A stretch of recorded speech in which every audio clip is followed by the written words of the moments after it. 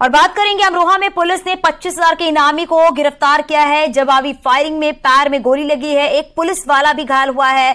17,000 cash और अवैध तमंचा जो है उसे बरामद कर लिया गया है। ये बड़ी खबर हम आपको बता रहे हैं। और अब बात कर लेते हैं, बहराइच में पत्नी ने पति को प्रेमिका के साथ रंगरलियां मनाते हुए पकड़ा है। पत्नी और उसके भाई ने जमकर पिटाई भी की है। मामला सदर कोतवाली क्षेत्र का बताया जा रहा है। इंजीनियर नलकूप विभाग में तैनात है। उसकी पत्नी गर्मी की छुट्टी में मायके गई हुई थी और इसी मौके का फायदा उठाते हुए उसने झांसी की रहने वाली प्रेमिका को बुला लिया। 5 दिन बाद जब पत्नी को शक हुआ तो वो अपने 2 भाइयों के साथ अचानक बहराइच पहुंच गई। यहां उसने और उसकी प्रेमिका को कमरे में रंगरलियां मनाते हुए रंगे हाथों पकड़ लिया और जमकर धुनाई कर डाली। घटना की जानकारी मिलने पर पुलिस ने पहुंची और फिर समझा बुझाकर मामले को शांत कराया गया।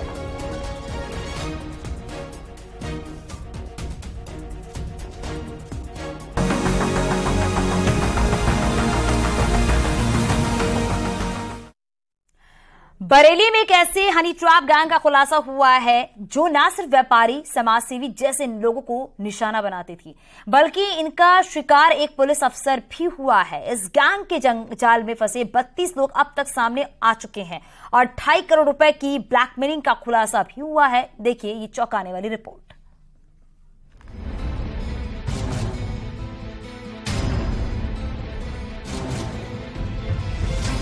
शातिर चाल, हुस्न का जाल। सुन ली मैंने। तू इसे रखेगा? तू रखेगा इसे? मैं नहीं रखूँ, तू रखेगा? हाँ बोल, इससे रखेगा? नहीं रखे बता। रखेगा? तू रखेगा? जिंदगी भर अब इसका खर्चा तू उठाएगा, तू अपने घर ले जा। मैं नहीं रखूंगा, अपने बच्चों को भी ले जा रही हूँ। पहले घर बुलाते फिर जाल में फंसाते। एक व्यक्ति मेरे घर के अंदर मेरी मैडम से गलत काम करते हुए पकड़ा है मैंने सर, और ये इसका बयान है। मैंने खुद पकड़ा, किसी ने नहीं बुलाया। बरेली में एक ऐसा गैंग एक्टिव है जो हनी ट्रैप के जरिए अब तक 2.5 करोड़ रुपए की ब्लैकमेलिंग कर चुका है। इस गैंग के जाल में पुलिस अफसर से लेकर आम लोग, व्यापारी से लेकर समाजसेवी तक फंस चुके हैं। हर किसी से लाखों की वसूली और उसके बाद हर महीने ब्लैकमेलिंग की किश्त, यानी इस जाल में फंसने वाला कभी बाहर नहीं निकल पाता। ये गैंग इतना शातिर है कि एक थानेदार भी इसके ट्रैप में फंसा और सस्पेंशन तक हो गया। ये है, मैं माधुरी पाल के घर पे रहती हूँ किराए पे, ठीक है। फिर वहाँ उसका देवर आया था, मनोज पाल आता है, वो मनोज पाल आता है उसके घर पे, ठीक है। तो उसने दारू फारू पी थी और माधुरी ने, दोनों ने। फिर मैं अपने रूम में सो रही थी, वो आया मेरे रूम में, घुस गया दारू के नशे में। उसने मेरे साथ गलत कर दिया था। माधुरी वीडियो बना रही थी, उसने वीडियो बना ली। उसके साथ वो मुझे ब्लैकमेल करने लगी। ये बहुत लोगों के साथ करती है। दरअसल ये लोग गैंग बेहद शातिर तरीके से चलाते हैं। पहले ये लोग सोशल मीडिया पर लोगों से बात करते हैं, फिर माधुरी नाम की ये महिला अपने शिकार को मीठी मीठी बातों में उलझाकर कॉल करने के लिए कहती है, फिर बातों में फंसाकर मिलने के लिए अपने घर बुला लेती है। शिकार खुद चलकर इनके घर तक आता है और फिर जैसे वो घर पहुंचता है तो महिला चुपके से अपने पति को बुला लेती है। जैसे ही पति घर के अंदर आता है तो दोनों को रंगे हाथों पकड़ने की एक्टिंग करता है और फिर शुरू होता है ब्लैकमेलिंग का खेल। बरेली के हनी ट्रैप मामले में व्यापारी से लेकर सरकारी कर्मचारी, पुलिस के अधिकारी, एक एसओ के खिलाफ भी इस हनी ट्रैप के गैंग के लोगों ने एफआईआर दर्ज कराई थी। इस गैंग के पीड़ितों की संख्या अनगिनत है, लेकिन अभी तक 32 लोग सामने आ चुके हैं और खुद को ब्लैकमेलिंग किए जाने की शिकायत की है। इसके अलावा सभी से इन लोगों ने 7-7 लाख रुपए वसूले हैं और इसके बाद हर महीने 20,000 रुपए भी लिए जाते हैं। ये गैंग बेहद कॉन्फिडेंस के साथ ब्लैकमेलिंग करता है, यहाँ तक कि अगर शिकार इन पर भारी पड़े तो ये सीधे पुलिस को शिकायत करने का दांव लगाते हैं और अब तक कई लोगों के खिलाफ यौन शोषण और रेप जैसे संगीन केस दर्ज करवा चुके हैं। इसके बाद ये लोग समझौता करने के नाम पर भी पैसा वसूलते थे। हालांकि अब पुलिस इस गैंग की पूरी कहानी समझ चुकी है। कटिया थाना क्षेत्र कैंट की रहने वाली एक महिला के द्वारा 3 लोगों के विरुद्ध जो है थाना कैंट पर 354, 452, 506 और 323 आईपीसी का मुकदमा पंजीकृत किया गया है। इसमें जो एक नामजद महिला है उसके द्वारा थाना बरादरी पर भी इसके पूर्व में 2 मुकदमे लिखवाए गए हैं। इन सभी प्रकरणों की जो है साक्ष्य संकलन के आधार पर कार्रवाई सुनिश्चित कराई जा रही है। पूरे मामले का खुलासा तब हुआ जब इन लोगों की ब्लैकमेलिंग की शिकार एक महिला पुलिस के पास पहुंची और इनके पूरे खेल का खुलासा कर दिया। बरेली के हनी ट्रैप मामले में 32 लोगों के ऐसे नाम सामने आए हैं जिनमें 2.5 करोड़ रुपए की वसूली इस गैंग ने कर रखी थी और 7-7 लाख रुपए 12 लोगों से वसूल लिए थे। दरअसल महिला को भी पहले इन्होंने अपने जाल में फंसाया और फिर अश्लील वीडियो के जरिए उसे ब्लैकमेल करते रहे। यहाँ तक कि पीलीभीत में तैनात रहे एक थानेदार को भी अश्लील चैट का आरोप लगाकर ये लोग सस्पेंड करा चुके हैं। ब्लैकमेल कर रही थी, इसलिए मैं शांत रही थी। आपके कहने का मतलब है उसका यही काम है? हाँ, उसका यही काम है। अब वो मुझे मजबूर कर रही थी, बिल्कुल मजबूर कर दिया था उसने, इसलिए मैं आज प्रार्थना पत्र देने आई थी। बरेली के इस हनी ट्रैप गैंग पर अब पुलिस शिकंजा कसने की तैयारी कर रही है। हालांकि अभी तक किसी की गिरफ्तारी नहीं हो सकी है, लेकिन ये वारदात साफ करती है कि सोशल मीडिया पर किसी भी अनजान से दोस्ती और फिर करीबी बेहद भारी पड़ सकती है। हनी ट्रैप मामले में ये गैंग पहले FIR दर्ज कराता था और उन लोगों से वसूली करता था समझौते के नाम पर। इस मामले में एक एसओ को सस्पेंड भी किया जा चुका है। पीलीभीत का ये मामला सामने आया था। वहीं कई सारे व्यापारी और नेता और सरकारी कर्मचारी इस गैंग के शिकार हो चुके हैं।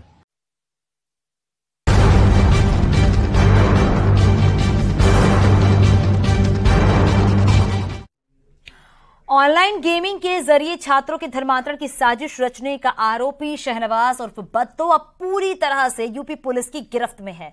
कोर्ट से 14 दिनों की रिमांड भी हासिल हो चुकी है। अब पुलिस पूछताछ के जरिए बद्दो के हर बड़ी साजिश से पर्दाफाश होगा। लेकिन अब तक बद्दो के पास से रिकवर हुए डाटा से जो हासिल हुआ है वो उसके पाकिस्तानी कनेक्शन की तरफ इशारा करता है।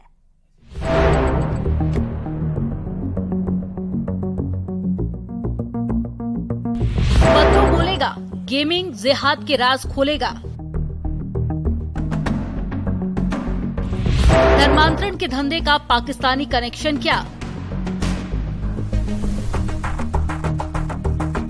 छात्रों को बहकाने के पीछे पाकिस्तानी साजिश। गेमिंग जिहाद के नए मॉड्यूल पर हर रोज नए खुलासे होते जा रहे हैं। इस खेल के मास्टरमाइंड शहनवाज उर्फ बद्दू को पुलिस गाजियाबाद लेकर आ चुकी है और अब उससे हर राज खुलवाने की तैयारी हो रही है। इससे पहले की पड़ताल में न सिर्फ पुलिस ने बद्दो और उसके साथियों की प्लानिंग के कई तार खोज निकाले, बल्कि इसी पड़ताल के दौरान गेमिंग जिहाद के मास्टरमाइंड का पाकिस्तानी कनेक्शन भी सामने आ चुका है।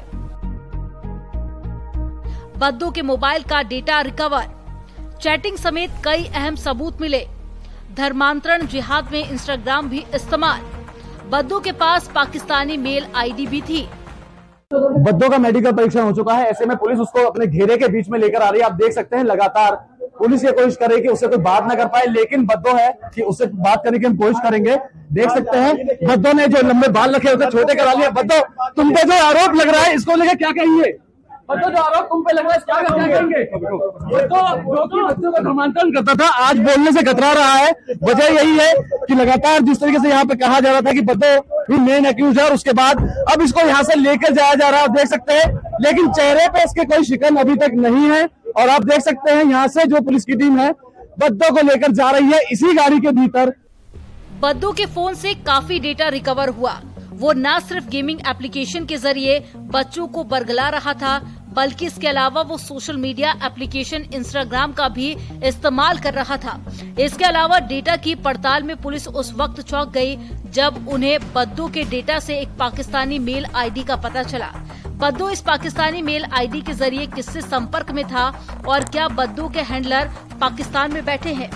ऐसे कई सवाल के जवाब अभी मिलना बाकी है। साफ है कि बद्दो की प्लानिंग सिर्फ धर्मांतरण तक ही सीमित नहीं है, बल्कि जो सबूत मिले हैं वो एक बड़ी साजिश की तरफ इशारा कर रहे हैं, जिसे लेकर अब सिर्फ यूपी ATS ही नहीं बल्कि तमाम खुफिया एजेंसी बद्दो से पूछताछ की तैयारी में जुट गई है।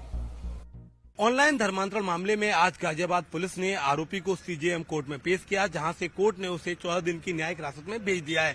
वहीं पुलिस जांच में आज बड़ा खुलासा हुआ है। दरअसल इस आरोपी का पाकिस्तान कनेक्शन सामने निकल कर आया है। जांच में ये बात सामने आई है कि इसके पास से कुछ पाकिस्तान की ईमेल आईडी मिली है। अब पुलिस इस पूरे मामले में जांच कर रही है कि आखिर कौन से ऐसे लोग थे जो पाकिस्तान से इसे मदद मुहैया करा रहे थे। यानी कि अब इस आरोपी शहनवाज और बद्दो का पाकिस्तान कनेक्शन सामने निकल कर आया है और और पुलिस ने अपनी जांच इसी दिशा में बढ़ा दी है। इस पूरे मामले की NIA और IB भी जांच कर रही है। कैमरा पर्सन योगेंद्र के साथ शुभम प्रताप, नेटवर्क 18, गाजियाबाद।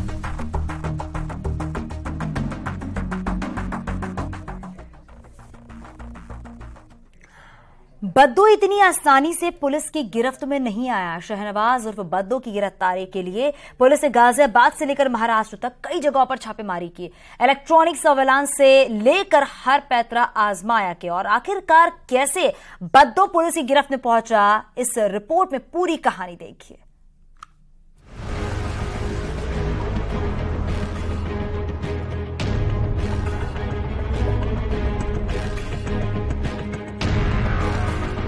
दस दिनों तक पुलिस को छकाने के बाद आखिरकार शहनवाज उर्फ बद्दू कानून की गिरफ्त में आ ही गया।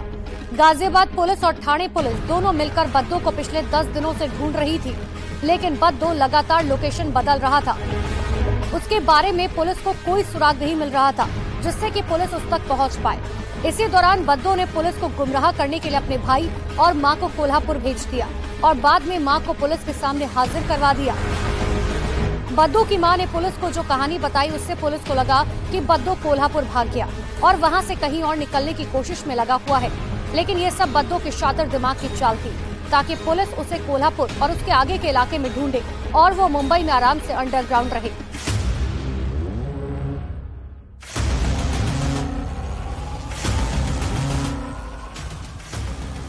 गाजियाबाद पुलिस को 1 जून को बद्दू के बारे में पता चला था, तभी से पुलिस उसकी तलाश में जुटी थी। पीड़ित नाबालिग लड़कों से पूछताछ के बाद जब गाजियाबाद पुलिस उसे ढूंढते हुए बद्दू के मुंब्रा स्थित घर पहुंची तो उसके घर पर ताला लटका मिला। बद्दू अपने परिवार समेत फरार था। तभी से गाजियाबाद पुलिस और ठाणे पुलिस मिलकर उसकी तलाश में जुट गई थी। ठाणे पुलिस के मुताबिक शहनवाज उर्फ बद्दू समेत उसके सभी करीबी रिश्तेदारों के मोबाइल सर्विलांस पर लगा दिए गए थे और शातिर बद्दू ने फरारी के 10 दिनों में एक दिन अपने एक रिश्तेदार से बात करने की गलती कर दी। पुलिस ने फौरन बद्दू के उस रिश्तेदार के मोबाइल को जब्त कर उसकी लोकेशन ट्रेस की तो पुलिस हैरान रह गई। जिस बद्दू को पुलिस कोल्हापुर में ढूंढ रही थी वो मुंबई में छिपा बैठा था। बद्दू के रिश्तेदार के मोबाइल की तकनीकी जांच से पता चला कि बद्दू वर्ली इलाके में मौजूद है, जिसके बाद ठाणे पुलिस ने मुंबई पुलिस के साथ मिलकर वर्ली में दबिश दी, लेकिन शातिर आरोपी बद्दू वहां से भाग निकला। तभी पुलिस की जांच में पता चला कि आरोपी बद्दू अलीबाग की तरफ भागा। इसके बाद मुंब्रा पुलिस की टीम अलीबाग के लिए रवाना हो गई। रविवार को रात करीब 11 बजे से पुलिस ने अलीबाग में एक लॉज की तलाशी लेनी शुरू की। इसी दौरान पुलिस को शहनवाज के एक लॉज में होने की जानकारी मिली, जिसके बाद पुलिस ने उस लॉज की घेराबंदी कर बद्दू को दबोच लिया।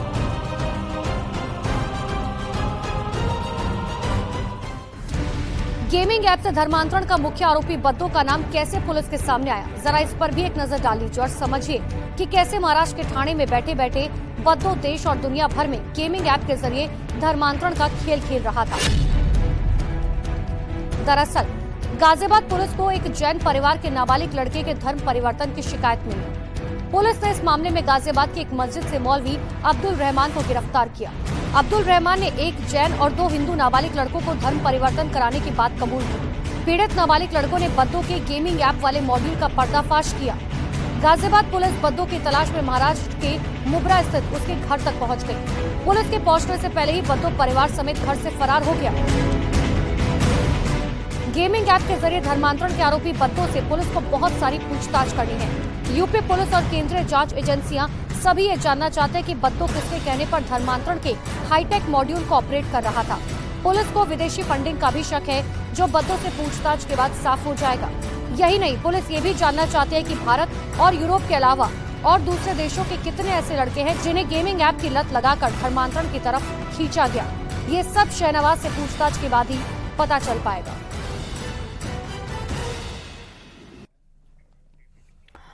और बात करते हैं बांदा में तेज रफ्तार डंपर बेकाबू होकर पलट गया है। उसके बाद उसमें आपको बता दें कि आग लग गई है, जिसमें ड्राइवर की जलकर मौत हो गई है। चिल्ला थाना क्षेत्र के बगिया इलाके की पूरी घटना है। बताया ये भी जा रहा है कि गिट्टी से लदा डंपर बांदा से चिल्ला की ओर जा रहा था। उसी दौरान स्पीड ज्यादा होने के कारण वो बेकाबू होकर सड़क किनारे पलट गया और उसमें आग लग गई। बाराबंकी का ये बताया जा रहा है। वीडियो जो आप अपनी टीवी स्क्रीन पर देख रहे हैं। सूचना मिलने पर मौके पर पहुंची पुलिस मामले की जांच में जुट गई है।